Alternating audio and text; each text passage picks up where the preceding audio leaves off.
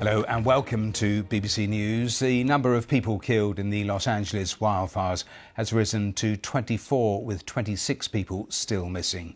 There are fears that high winds could soon return to Los Angeles and again fan the flames.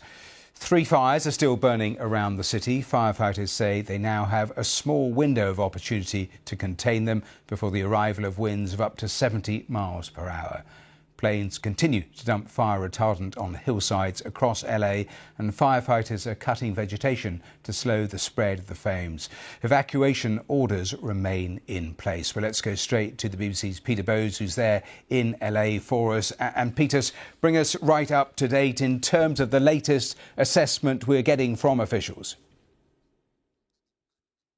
Well, from the information that we've just been given in this news conference, the containment percentages of these big fires hasn't really changed that significantly over the last 24 hours. But we learned that they are making good progress in other aspects of fighting those fires. The forward movement of those fires has been curtailed quite significantly. Well, that means that they're not burning into new areas, and that is positive. So good news, but overall the picture is that there's still a lot of work to do.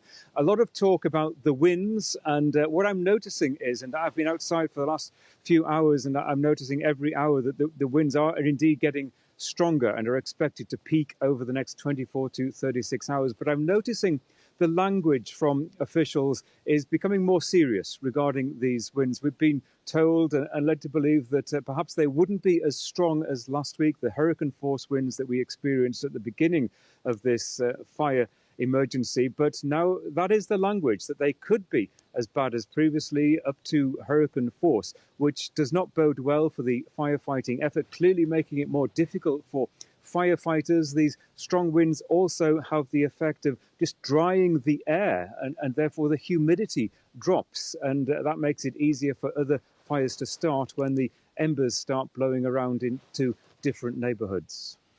And Peter, in that news conference, we'll play a little more for viewers who have just joined us in the next few moments, but some pretty grim details about the grid searches they described, and they're urging patience amongst the residents of Los Angeles because, as they said, they are still finding human remains.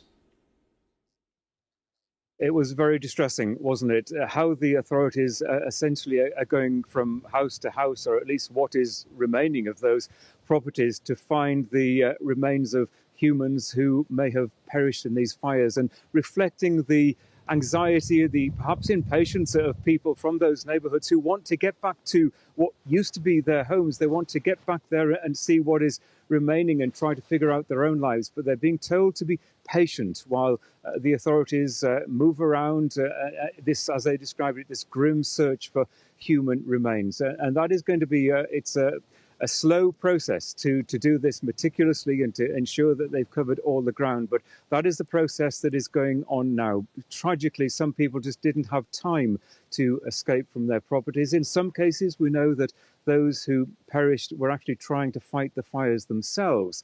And clearly, the authorities continue to want to let people know that, look, if you're ordered to leave your property straight away, that's what you should do for your own safety.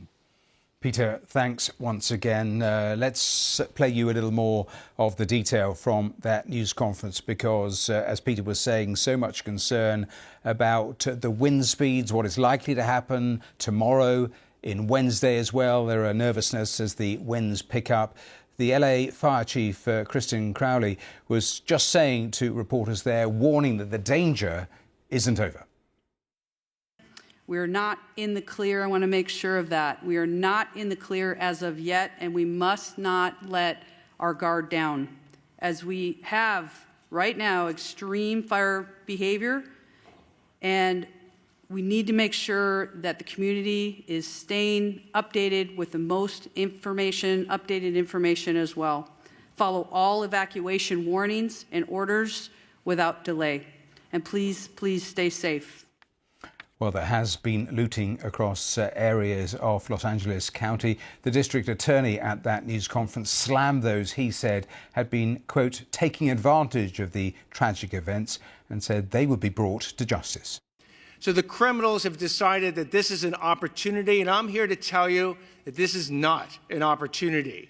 You will be arrested, you will be prosecuted, and you will be punished to the full extent of the law. At 2 p.m. today, we'll be holding a press conference to announce the first charges in a looting case and the first charges in an arson case. This is not an arson case tied to the major fires. It was an arson case that was done on the side, in essence. You will hear that these people who've committed these crimes are facing very significant sentences. I am working with over 750 deputy district attorneys and in the entire law enforcement community to bring these people who are despicable and disgraceful to justice. Well, that was the Attorney General. Thousands of firefighters have been deployed right across the state to help fight these fires. However, they haven't been working alone. They've also been joined by some private firefighters. Let's talk now to Joe Torres. He's the CEO of All Risk Shield, a company which provides private fire protection services. Joe, welcome here to BBC News. Just tell me, first of all, what the last week has been like for you. Hello, thank you. Yeah, good morning. This last week has been quite busy. There's a lot been going on. Our teams were actually already in the area because we do for our clients we do what's called a red flag patrol. So we already had teams in the area prior to any start of the actual Palisades fire. We're showing pictures that we've received from you, the sorts of conditions you are actually having to battle with, not just the fires, but those embers that are being thrown around by the high winds. I mean, these are extraordinary sort of conditions that you're having to deal with. How many homes have you tried to protect in the last 7 days or so? You know what? I wish I had a number for you.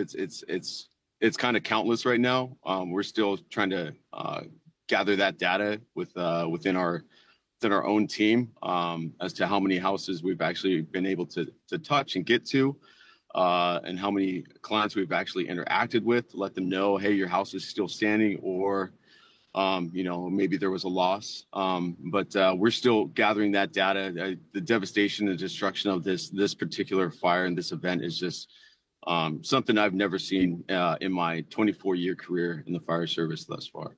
Yes, we're going to put on to the screen some of the flames at their very height over the last 7 days. Tell me a little more about how your teams work, how big the teams are, how you get water, because I've seen reported, certainly in the media, quotes of perhaps some private firefighters being paid $3,000 a day, going up to $10,000 a day.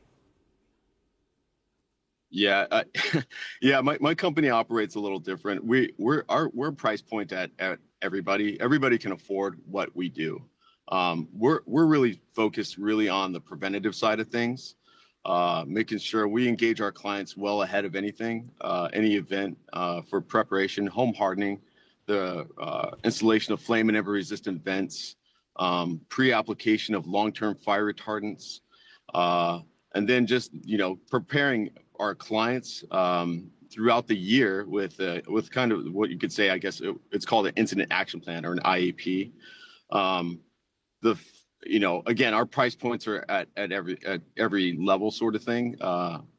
There's no exclusivity as to you have to be ultra wealthy or high net worth in order to engage us. It's interesting you use that phrase exclusivity, because you will know, you don't need me to tell you, there's been a backlash because at different points people have put online appeals for private firefighters, and there's been a real backlash to that, with the thought being that there are those very rich who are trying to somehow insulate themselves from everything else that everyone else is going through. Do you understand perhaps that sort of feeling?